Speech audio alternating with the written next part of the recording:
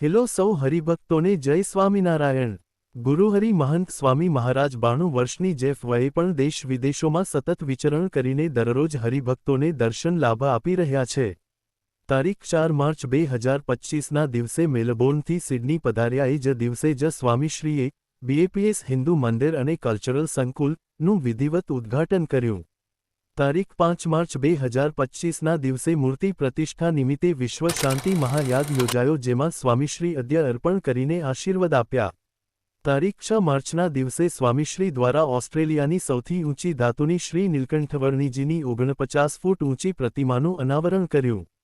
ઓસ્ટ્રેલિયાના સિડની મહાનગરની વિશાળ ભૂમિ પર આકાર લઈ રહેલા BAPS હિન્દુ મંદિર અને સાંસ્કૃતિક પરિસરમાં થનાર મૂર્તિ પ્રતિષ્ઠા ઉત્સવ નિમિત્તે તારીખ 7 માર્ચ 2025ના રોજ ભવ્ય શોભાયાત્રા યોજાઈ હતી।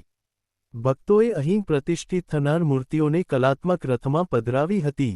મંદિરના પરિસરમાં તથા સિડનીના માર્ગો પર ભગવાનના વિવિધ સ્વરૂપોની મૂર્તિના દર્શન ઓસ્ટ્રેલિયાના ભક્તો ભાવિકોએ કર્યા હતા। પાલખીમાં વિરાજમાન શ્રી અક્ષર પુરુષોત્તમ મહારાજનું સદ્ગુરુ પૂજ્ય વિવેકસાગરદાસ સ્વામી તથા પૂજ્ય આનંદ સ્વરૂપદાસ સ્વામીએ પૂજન કર્યું હતું। ત્યારબાદ જય નાદો સાથે શોભાયાત્રાનો શુભારંભ થયો હતો। સત્સંગ દીક્ષા ગ્રંથનો મુખપાઠ કરનાર બાળવિદ્વાનો, બેન્ડની સુરાવલીઓ સાથે યુવકો અને વિવિધ ભારતીય પરિધાનમાં મહિલાઓએ પોથીયાત્રા, પાલખીયાત્રા, કળશયાત્રા, ધ્વજયાત્રા એમ વિવિધ રીતે આબાલ વૃદ્ધ ભક્તોએ આ શોભાયાત્રામાં જોડાઈને ભક્તિ અદા કરી હતી। પરમ પૂજ્ય મહંત સ્વામી મહારાજ આ શોભાયાત્રામાં પધાર્યા હતા। પૂજ્ય પરમ ચિક્કાર દાસ સ્વામીએ સ્વામીશ્રીને શોભાયાત્રાના વિવિધ વિભાગોનો પરિચય આપ્યો હતો। આ શુભ પ્રસંગે વિવિધ સમુદાયના લોકો પણ પરમ પૂજ્ય સ્વામીશ્રીના દર્શને પધાર્યા હતા। પૂજ્ય સંતોએ મહાનુભાવોનું સ્વાગત કર્યું હતું। મહાનુભાવોએ પોતાની ભાવોર્મીઓ રજૂ કરી હતી।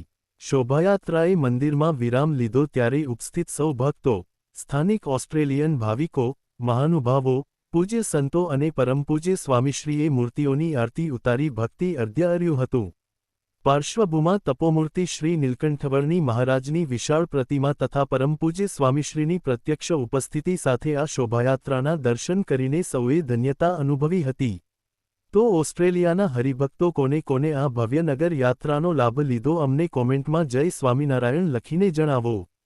અને હરિભક્તો, તમને સિડની હિન્દુ મંદિર અને સ્વામીશ્રીના આટલા સારા સમાચાર આપ્યા તો આ ચેનલને અવશ્ય સબસ્ક્રાઇબ કરીને બેલ આઇકોન જરૂરથી પ્રેસ કરી દેજો અને વિડીયોને શેર કરવાનું ભૂલતા નહીં।